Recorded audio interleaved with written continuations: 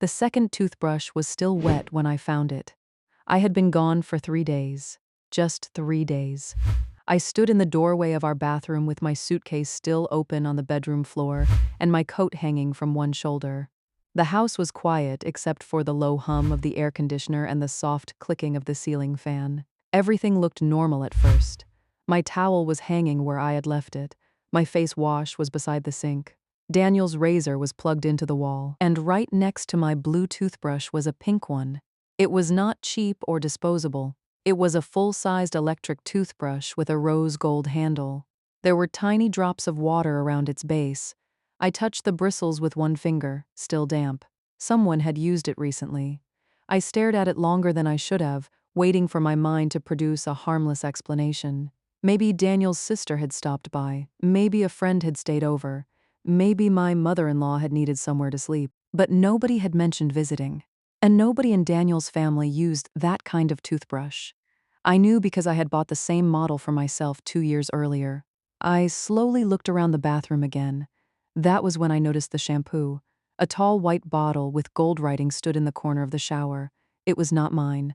Neither was the expensive moisturizer beside Daniel's shaving cream. Then I saw a long blonde hair caught against the white tile near the drain. My hair was dark brown. I picked it up carefully and held it between my fingers. For 8 years, I had trusted my husband. In less than 30 seconds, a toothbrush, a bottle of shampoo, and one strand of hair made that trust feel foolish. I had been away because my mother needed surgery. She lived 2 hours from us, and Daniel had been unable to come because he said his company was preparing for an important sales presentation. He had called me every night while I was gone. On the first night, he told me he was eating leftover pasta and watching television. On the second night, he said he had worked late and gone directly to bed. On the third night, he told me he missed me and could not wait for me to come home. Standing in that bathroom, I remembered the sound of his voice during those calls. Calm, warm, completely normal. I placed the blonde hair on a tissue and took pictures of everything: the toothbrush, the shampoo, the moisturizer, the wet counter. I did not know why I was taking pictures. Maybe part of me already understood that the truth was going to be difficult to hold on to. Daniel was good with words. He could explain anything until I doubted my own memory.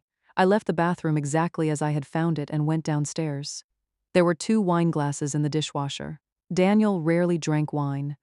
I opened the refrigerator and found a half-empty bottle of white wine on the bottom shelf. There was also a container from a restaurant I had never visited. 2 grilled salmon dinners had been ordered. The receipt was still inside the bag, Friday night. The second night I had been away. I photographed that too. Then I noticed a small cardboard box in the trash. It was the packaging for the pink toothbrush. Someone had bought it recently. The store receipt was crushed underneath it. I unfolded it on the kitchen counter. Daniel had purchased the toothbrush, the shampoo, the moisturizer, a bottle of wine, and a bouquet of flowers, all in one transaction. Friday afternoon. He had not simply allowed someone to stay in our house. He had prepared for her. I felt something inside me go very still. I wanted to call him immediately. I wanted to scream instead. I folded the receipt, placed it in my purse, and called my mother. I asked how she was feeling after the surgery. I listened while she told me the medication was making her sleepy. I told her I had arrived home safely. I did not tell her that another woman had apparently been brushing her teeth beside my husband. Daniel came home at 6:20. I heard his car in the driveway and forced myself to remain seated at the kitchen table. He walked through the door carrying his laptop bag and smiled when he saw me. "You're home early." My mother was doing better, so I left after lunch. He came toward me and kissed my forehead. The gesture felt so natural that for one terrible second, I wondered whether I had misunderstood everything. Then I smelled unfamiliar perfume on his jacket, floral and sweet. The same scent I had noticed in the bathroom. Daniel placed his keys on the counter. "How was the drive?" "Fine. And your mom?"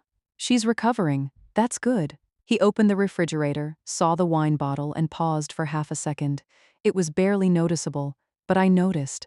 I waited until he poured himself a glass of water.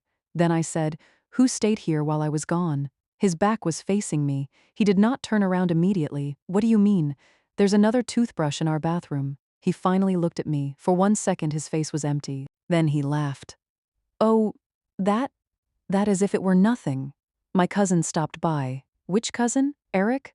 I stared at him. The pink electric toothbrush belongs to Eric. Daniel's smile disappeared.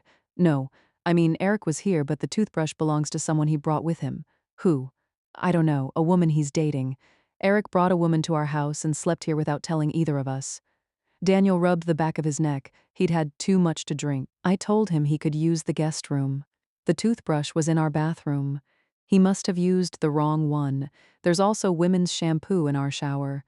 Daniel's eyes moved toward the hallway. I didn't notice. And moisturizer beside your shaving cream.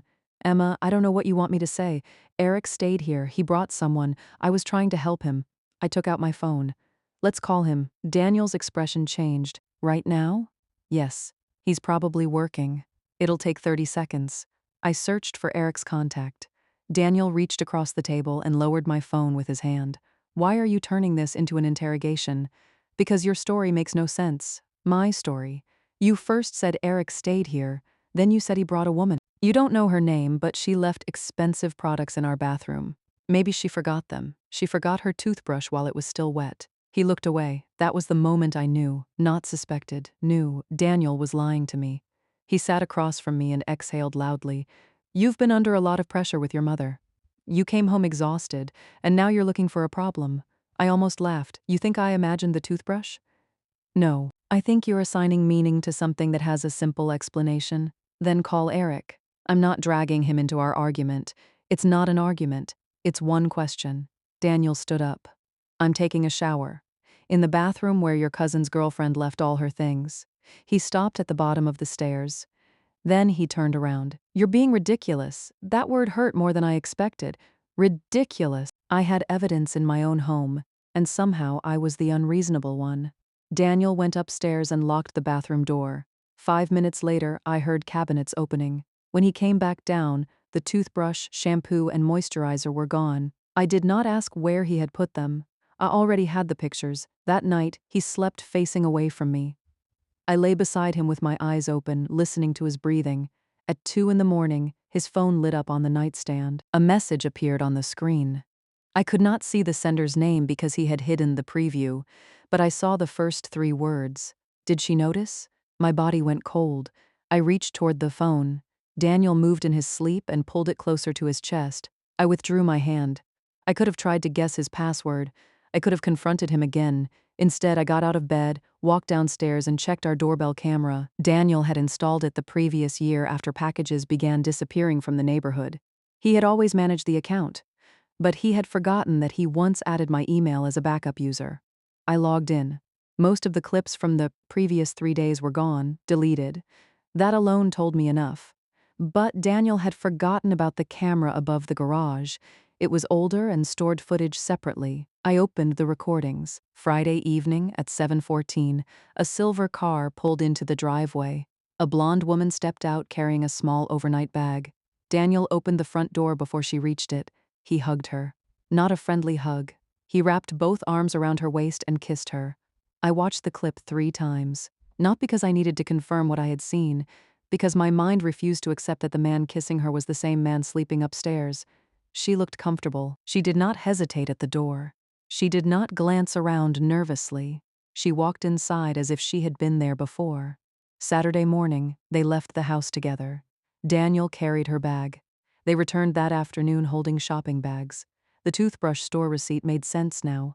On Sunday morning, she walked outside wearing one of Daniel's sweatshirts. My sweatshirt. I had bought it for him on our anniversary. He kissed her goodbye beside her car. Then he stood in the driveway and watched her leave. An hour later, he called me and said he missed me. I downloaded every clip. The next morning, I called in sick to work. Daniel acted as if nothing had happened. Before leaving, he kissed my cheek and said, "We should talk tonight when you're calmer." I watched his car disappear, then I went next door.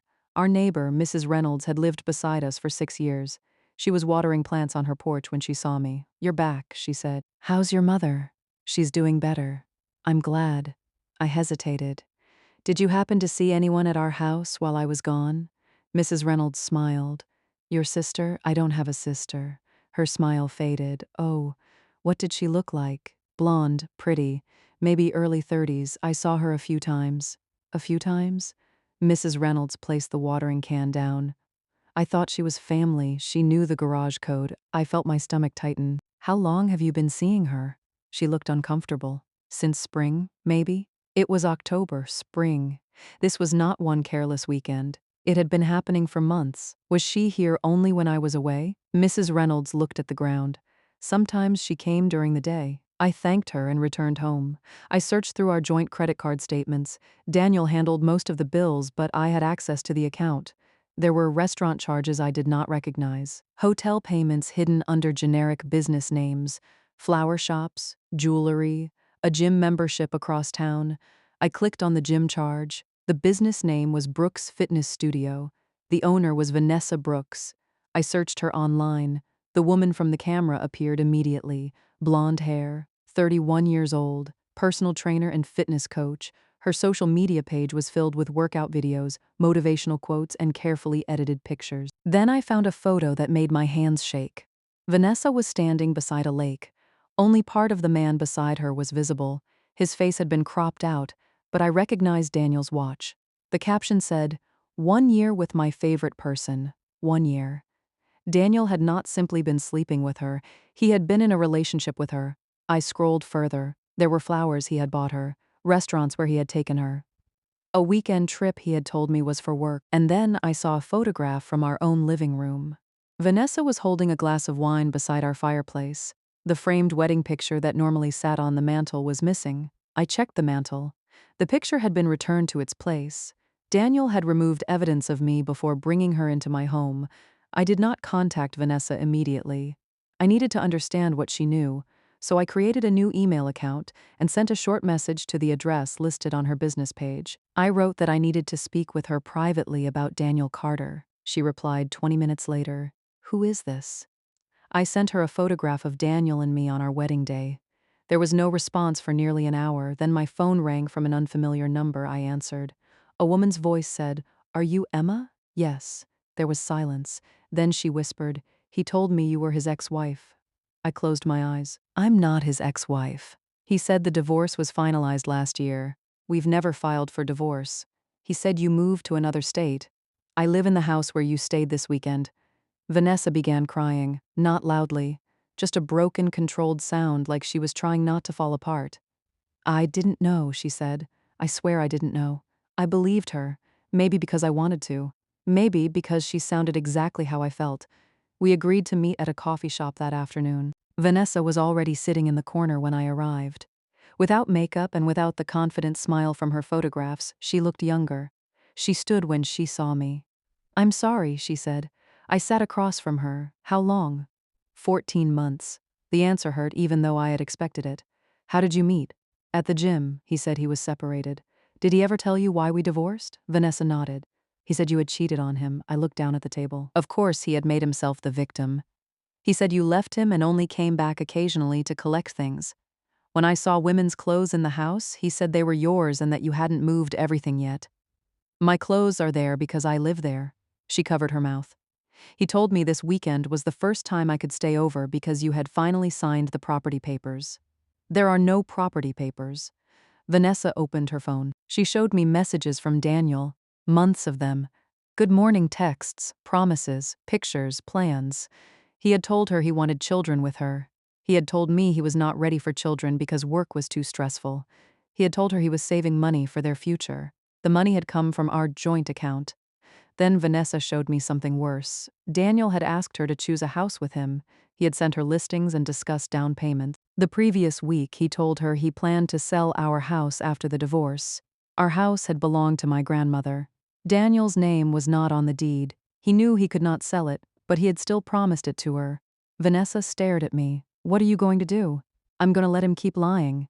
She looked confused. "Why?" "Because I want to know how far he'll go." That evening, Daniel came home with flowers, not because he was sorry, because he thought flowers could reset the situation. He placed them on the table. "For you?" I looked at them. "They're beautiful." His shoulders relaxed. "I hate when we fight." "So do I." He sat beside me. I spoke to Eric. He said he was sorry about leaving those things. Daniel had doubled down. He had either convinced Eric to support the lie or was simply betting I would never call. I smiled faintly. "That explains everything." He reached for my hand. "I told you it was nothing." I know. For the next week, I acted normal. Daniel became affectionate again. He cooked dinner. He asked about my mother. He told me he loved me. Every evening after he fell asleep, I saved copies of financial records. I opened a separate bank account. I changed the passwords to my personal email and investment accounts. I met with a divorce attorney named Rachel Monroe. Rachel listened without interrupting while I explained the affair, the spending, and the house. When I showed her the security footage, messages, and receipts, she said, "You've already done half my job." I asked whether Daniel could take the house. She checked the deed. No. It was inherited by you before the marriage and kept in your name. He may try to claim reimbursement for improvements, but he does not own the property. What about the money he spent on Vanessa? We can trace it. If marital funds were used for the affair, we'll include that in the financial settlement. For the first time since finding the toothbrush, I felt something other than fear. I felt prepared. Rachel filed the papers on a Thursday. I asked for them to be served at Daniel's office on Friday morning. Then I invited Vanessa to the house on Thursday night. She arrived at 7. Daniel usually came home at 7:30. Vanessa stood in the living room and looked around. "Our picture was on that mantle," I told her. "He removed it whenever you came over." She stared at the wedding photograph. "He told me it was his parents' house." I almost laughed at the absurdity of it. At 7:42, the garage door opened. Daniel walked into the kitchen, loosened his tie, and said, "Sorry, I'm late." Then he saw Vanessa sitting beside me. He stopped moving. For several seconds, nobody spoke. His face changed as he looked from her to me. Confusion, fear, calculation. Finally, he said, "Emma, I can explain." Vanessa laughed once. It was a cold, disbelieving sound. Daniel put his bag down. "This isn't what either of you thinks." I looked at him. "What do we think?" He turned to Vanessa. "She and I are separated." "No, we're not," I said. "We have been emotionally separated for years. That's not what you told me last week when you asked whether we should renew our anniversary trip." Daniel ignored me. He stepped toward Vanessa. "I was going to tell you everything." "You told me everything," she said. "It was all just a lie." He lowered his voice. "I love you." Vanessa stood. "You told your wife you loved her every night while I was sleeping in her house." "It's complicated." "No," I said. "It's actually very simple." I placed the toothbrush receipt on the coffee table, then the restaurant receipt, then printed photographs from the camera, then bank statements highlighting every dollar he had spent. Daniel looked at the papers. His face went pale. "You went through my accounts?" "Our accounts. You had no right." "I had every right." He turned toward me, anger replacing panic. "You set this up. You brought her into my home. I simply invited her back." Vanessa removed a key from her bag and placed it on the table. Daniel had given her a key to my house. She looked at me. "I'm sorry," then she walked out. Daniel waited until the front door closed. "You humiliated me." I stared at him. "You're worried about humiliation? You don't understand what our marriage has been like. Then explain it. You're always working. You're always worried about your mother. You stopped making me feel important." The words were so predictable that they almost bored me. "So you created another marriage?" "I made a mistake." "A 14-month mistake. I was going to end it." "With whom?" He had no answer. I stood and handed him a small suitcase. "I packed some clothes for you." He looked at the suitcase, then back at me. "You're throwing me out? The house is mine. This is my home too." "No, it's the home my grandmother left me. Your name was never on the deed." Daniel laughed nervously. "You think you can just end an 8-year marriage because of one bad decision? You made hundreds of decisions. Every message, every hotel, every lie, every time you removed our wedding picture, every time you brought her into our bed, every one of those was a decision." He stared at me, and for once, there was no clever explanation. The following morning, Daniel was served with divorce papers during a sales meeting. He called me 11 times. I did not answer. Then he sent messages. First, he apologized. Then he blamed Vanessa. Then he blamed me. Then he threatened to take half the house. Rachel responded through his attorney with a copy of the deed. My full legal name was the only name listed as owner. Daniel eventually stopped threatening me. The financial records showed that he had spent more than $28,000 of our shared money on the affair. Trips, hotels, jewelry, restaurants, gym fees, gifts. Part of that amount was credited back to me during the settlement. Daniel moved into a small apartment near his office. Vanessa ended all contact with him. She sent me one final message 3 months later. She said she had started therapy and was trying to forgive herself for believing him. I told her the responsibility belonged to the person who had lied to both of us. Our divorce was finalized 9 months after I found the toothbrush. On the morning Daniel signed the final papers, I returned home and went upstairs. The bathroom looked different. I had repainted the walls, replaced the old towels, moved Daniel's things out, but I had kept the pink toothbrush sealed inside a plastic bag in the bottom drawer. I do not know why. Maybe it was evidence. Maybe it was a reminder. Or maybe I needed to keep it until the marriage was officially over. I took it outside and dropped it into the trash. For months, I had believed that toothbrush destroyed my marriage. It did not. The marriage had already been broken by secrets I could not see. The toothbrush was simply the first thing that told the truth. It was not the toothbrush that ended my marriage. It was everything it proved.